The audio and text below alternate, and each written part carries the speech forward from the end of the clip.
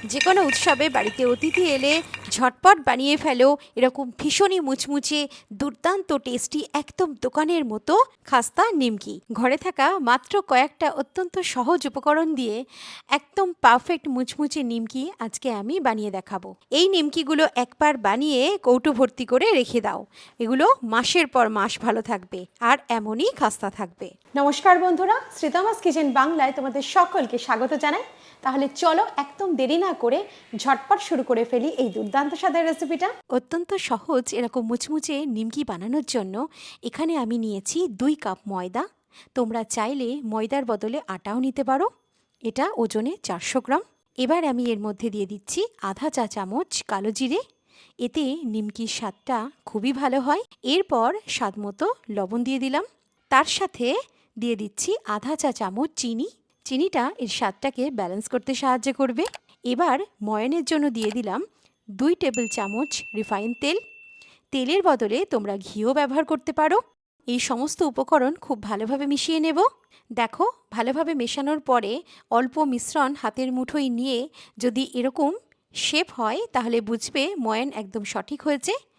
এর থেকে নিমকি কিন্তু তোমাদের খুবই মুচমুচে হবে এবং টেস্টিও হবে। এবার এতে অল্প অল্প করে জল দিয়ে একটু শক্ত ডো মেখে নিতে হবে। একসাথে বেশি জল দিও না, ধীরে ধীরে জল দিয়ে মাখতে হবে। ডোটা খুব বেশি শক্ত বা খুব নরম হবে না, হালকা শক্ত রাখতে হবে। এবারে হাতের তালুর এই অংশ দিয়ে চাপ দিয়ে ভালো করে ডোটা মেখে নিতে হবে। তোমরা দেখতে পাচ্ছ, এতে করে নিমকিটা ভীষণই খাস্তা হবে এবং এর টেক্সচারটাও কিন্তু দোকানের মতো পারফেক্ট হবে। তো ময়দাটা আমি খুব ভালোভাবে মেখে নিয়েছি এবং আমাদের ডোটাও একদম তৈরি হয়ে গেছে। তোমরা দেখতে পাচ্ছ ডোটা আমি হালকা শক্ত রেখেছি। এবার হাতের তালুতে সামান্য তেল দিয়ে ডোর সাথে ভালো করে আর একবার মিশিয়ে নেব। দেখো, ময়দাটা আমি একদম মসৃণ করে মেখে নিয়েছি এবং এটা তৈরি হয়ে গেছে। এখন এটাকে একটা সুতির কাপড় দিয়ে ঢেকে প্রায় 20 মিনিট রেস্ট করার জন্য রেখে দেব। চাইলে এর থেকে কম সময়ও রাখতে পারো। এই পরিমাণ ডো মাখতে আমার এখানে হাফ কাপের থেকে একটু কম জল লেগেছে। তো 20 মিনিট পরে ফিরে এলাম। দেখো, ডোটা আমার সেট হয়ে গেছে এবং ময়দাটা একটু নরম হয়ে এসেছে। এখন এটাকে আর 1-2 বার মেখে নেব। এবার আমরা এটার থেকে লেচি কেটে নেব। এখানে আমি সমান সাইজের 3টে টুকরো করে নিয়েছি। চাইলে ছুরি দিয়েও কাটতে পারো, তবে চেষ্টা করো যেন 3টিই একই সাইজের হয়। এর মধ্যে একটা নিয়ে আমি বেলবো আর বাকিগুলো ঢেকে রেখে দিও, যাতে করে লেচিগুলো শক্ত না হয়ে যায়। তো প্রথমে এটাকে গোল করে হালকা চাপ দিয়ে চ্যাপটা করে নিলাম। এখন এটাকে বেলার জন্য চাকিতে একটু তেল লাগিয়ে নিতে হবে, সাথে সাথে বেলনেও সামান্য তেল লাগিয়ে নিতে হবে। এতে বেলতে কিন্তু খুব সুবিধা হবে। এরপর এটাকে সাধারণ রুটির মতো বেলতে হবে, তবে একটু বড় সাইজের। খেয়াল রাখবে যাতে মাঝখান এবং ধারগুলো সমান হয়। তো এটা আমাদের খুব বেশি মোটা বা পাতলা করলে হবে না। তোমরা চাইলে এই নিমকিটা যে কোনো আকারের কাটতে পারো, এমনকি কুকি কাটারেরও সাহায্য নিতে পারো। দেখো, এটাকে আমরা বেলে নিয়েছি এবং এর থিকনেসটা তোমরা দেখতে পাচ্ছ। এটাকে আমি একটু পাতলাই রেখেছি। পাতলা রাখলে নিমকি আমাদের ভীষণই মুচমুচে এবং খাস্তা হবে এবং এর টেক্সচারটাও কিন্তু একদম দারুণ আসবে। তো এর থেকে এটাকে আর বেশি পাতলা করব না, না হলে এটা ছিঁড়ে যেতে পারে। এবার একটা ছুরির সাহায্যে এটাকে লম্বা লম্বা করে কেটে নেব। দেখো, আমি লম্বা আকারের এটা কেটে নিয়েছি। এরপর এটাকে ক্রস করে কেটে নেব এইভাবে। তো 2-3 বার কাটলেই ধীরে ধীরে এটা পারফেক্ট হয়ে যাবে। বন্ধুরা, এটা বানানো খুবই সহজ। তোমরা এই মুচমুচে নিমকি সন্ধেবেলা গরম গরম চা কফির সাথে এনজয় করতে পারো। বাড়িতে যদি অতিথি আসে তাহলে খুব সহজেই এটা বানিয়ে তাদের পরিবেশন করতে পারো। সকলেই কিন্তু ভীষণই প্রশংসা করবে। এছাড়া যখন তোমরা ট্র্যাভেল করবে তখন কৌটো ভর্তি করে নিয়ে যাও এরকম মুচমুচে নিমকি, যেটা তোমাদের ট্র্যাভেলের দারুণ সাথী হবে।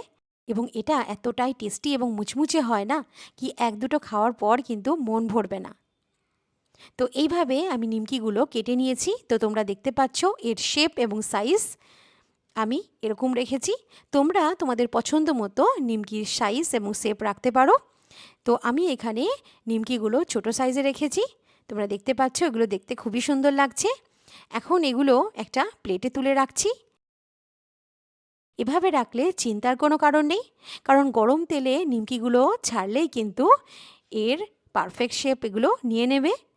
যদি আমার রেসিপিগুলো তোমাদের ভালো লাগে তাহলে প্লিজ প্লিজ বন্ধুরা রেসিপিগুলো বাড়িতে ট্রাই করতে ভুলো না। আর যদি রেসিপিগুলো পছন্দ হয় তাহলে প্লিজ ফিডব্যাক দিতে ভুলো না যে তোমাদের রেসিপিগুলো কেমন লাগছে। আমি এই নিমকি প্রায়ই বানিয়ে থাকি, যে কোনো উৎসবে পার্বণে আমার বাড়িতে এটা হয় এবং খুব তাড়াতাড়িও কিন্তু শেষও হয়ে যায়। এখন নিমকি ভাজার জন্য একটা কড়াইতে তেল গরম করে নিয়েছি। তেল যখন মাঝারি গরম হবে তখন একটা নিমকি দিয়ে তেলের তাপমাত্রাটা একটু চেক করে নিতে হবে। এটা ঠিক ধীরে ধীরে উপরে উঠে আসছে, মানে নিমকি ভাজার জন্য তেল কিন্তু একদম পারফেক্ট তৈরি হয়ে গেছে। তো এবার একসাথে অনেকগুলো নিমকি গরম গরম তেলের মধ্যে এইভাবে ছেড়ে দিতে হবে। এই স্টেজে তোমরা নিমকিগুলো চামচ দিয়েও তেলের মধ্যে ছাড়তে পারো, অথবা চাইলে আমার মতো হাত দিয়েও এগুলো ছাড়তে পারো। এবারে একদম মাঝারি আঁচে নিমকিগুলো লাল লাল করে ভেজে নিতে হবে যতক্ষণ না এটা মুচমুচে হচ্ছে। তো এখানে একটা জিনিস খেয়াল রাখতে হবে, এই নিমকিগুলো একসাথে কিন্তু এভাবে তেলে দিলেও এগুলো নিজের থেকেই কিন্তু গরম তেলে পড়ে আলাদা হয়ে যাবে। আর এই দেখো আমার নিমকির প্রথম ব্যাচটা কত সুন্দর গাঢ় সোনালি রং ধরে ভাজা হয়ে গেছে। একদম মুচমুচে করে নিমকিগুলো আমি ভেজে নিয়েছি। তো এগুলোকে এখন এরকম একটা ছিদ্রযুক্ত পাত্রে তুলে রাখতে হবে, এতে করে অতিরিক্ত গরম ভাবটা বেরিয়ে যাবে আর এই নিমকিগুলো অনেকক্ষণ পর্যন্ত এরকমই মুচমুচে থাকবে। তো একইভাবে আমি বাকি নিমকিগুলো ভেজে নেব। আর এই নিমকিগুলো কিন্তু কখনোই হাই ফ্লেমে ভাজা যাবে না, কারণ হাই ফ্লেমে নিমকিগুলো বাইরে থেকে তো মুচমুচে হবে কিন্তু ভেতরটা কিন্তু কাঁচা থেকে যাবে, সেক্ষেত্রে নিমকিগুলো খেতে ভালো লাগবে না। তো সেই কারণে সবসময়ই নিমকি একদমই কম থেকে মাঝারি আঁচেই ভাজবে। তো এবারে থেকে দোকানের প্যাকেটজাত আনহাইজিনিক নিমকি খাওয়া ভুলে যাও আর ভীষণই কম উপকরণে বানিয়ে ফেলো এরকম সুস্বাদু এবং মুচমুচে খাস্তা নিমকি। মজার বিষয় হলো এটা দীর্ঘক্ষণ বাইরে খোলা রাখলেও কিন্তু সহজে নরম হবে না, এরকমই মুচমুচে খাস্তা থাকবে। আর এই দেখো আমার সমস্ত নিমকি ভাজা কমপ্লিট হয়ে গেছে। তোমরা দেখতে পাচ্ছ নিমকিগুলো কতটা মুচমুচে হয়েছে। তো এই রেসিপিটা তোমরা অবশ্যই বানিয়ে দেখো। তো তোমরা শুনতে পাচ্ছ যে এটা কতটা মুচমুচে হয়েছে। আর আমার এই রেসিপিটা যদি ভালো লাগে তাহলে ভিডিওটাতে প্লিজ প্লিজ বন্ধুরা একটা লাইক করতে ভুলো না। আর এরকমই নিত্য নতুন রেসিপির আপডেটস পেতে এক্ষুনি সাবস্ক্রাইব করে নাও শ্রীতমাস কিচেন বাংলা এই চ্যানেলটাকে। পাশে থাকা বেল বাটনে ক্লিক করতে ভুলো না। তাহলে চলো দেখা হচ্ছে আরও একটা নতুন রেসিপির সাথে। সুস্থ থেকো, ভালো থেকো, ধন্যবাদ।